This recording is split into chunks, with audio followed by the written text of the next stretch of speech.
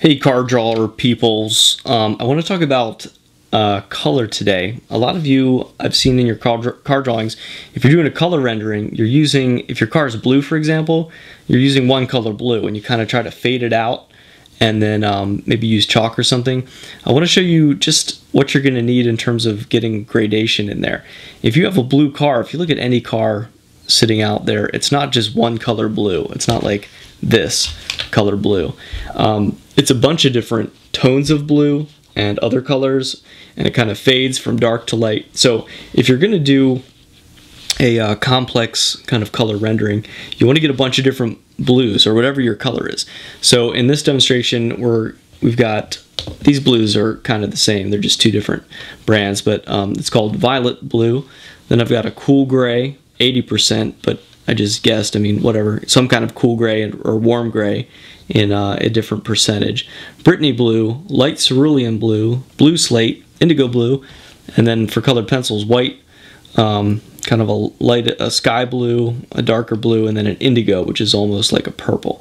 So these are all the different tools. I'm going to show you how you might use them together to kind of get the kind of blue that you're looking for.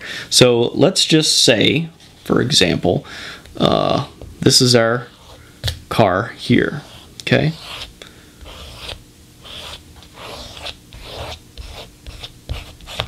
All right, so there's our car like that, okay? So it's just the front of it. So we're gonna take first our blue line, our horizon line here.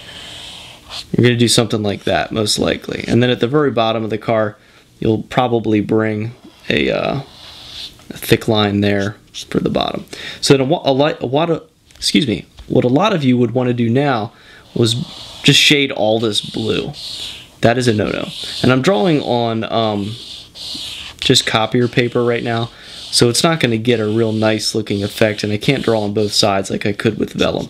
But here's what you want to do, right? So your darkest one is right at the top, and you can see already I'm drawing over it multiple times, and I'm already getting some nice gradation. But now what we want to do is bring a different color blue. So we're going to go with indigo, and the indigo, I'm really not sure. Yeah, it's actually darker. So I'm going to run a darker one up there, and maybe a second line just to imply some texture. Bring that around here like that. Then at this point, I'm going to bring in a lighter blue. This is blue slate. And this will just kind of help blend these together. And also let me bring it down like this. And now I can see it's almost like a purple. Like a light violet kind of color, which is fine. Might change my mind. And then that's what my warm and cool grays are for. So right here, well, let's start with Brittany blue. I've still got some more. So I'm going to see Brittany blue is almost going on like a gray. So I'm going to imply some additional tones and additional depth there. And maybe run something like that. Then we've got a cool gray and a warm gray. And I'm actually, 60% is a little much. I'm going to bring in this 50%. Just see, that's still too much.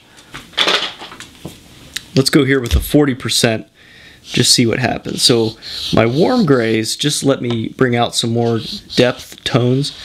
It also lets me blend existing colors a little better. And this would look far better if it was on vellum paper, but got a little bit of that going on. So now, just for kicks, let's try this light cerulean blue. That's the ticket right there. So this is like a real light blue that I can lay down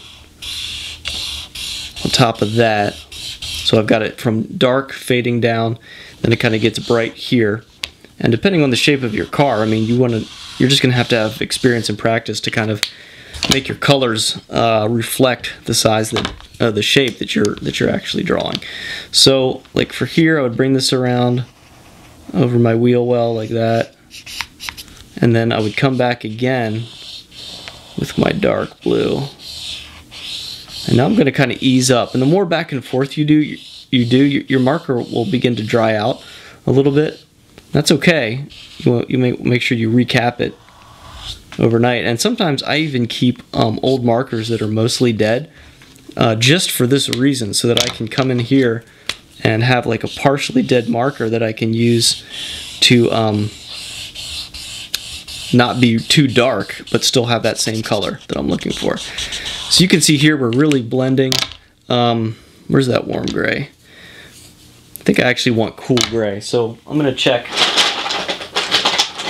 see what I can find. Here's a cool gray 50%. I think cool gray is probably what I should have gone for. The difference between cool gray and warm gray is that warm gray just has more brown in it. It's what you would use to reflect roads and tires and things that have a slightly warmer tone to it. Cool gray is something that you would use that would be maybe more glass, metal, headlights, or sky. So now you can see I've kind of, this cool gray 50% is a little worn out, but that's fine because what I'm doing is kind of using it to blend and make those white parts a little less white. So there you can see I've got a pretty nice gradation. Now what I'm going to do is bring in some of my colored pencils to hint at even more texture and detail. And don't overdo it with this, but I would maybe do something like that. Maybe bring in some of these subtle other blues. And you may do it and then be like, oh, that was dumb, and then undo it. And even your white pencil, like in here where this door thing is and right here, I'm going to use my white pencil just to kind of give some hints at what's going on there.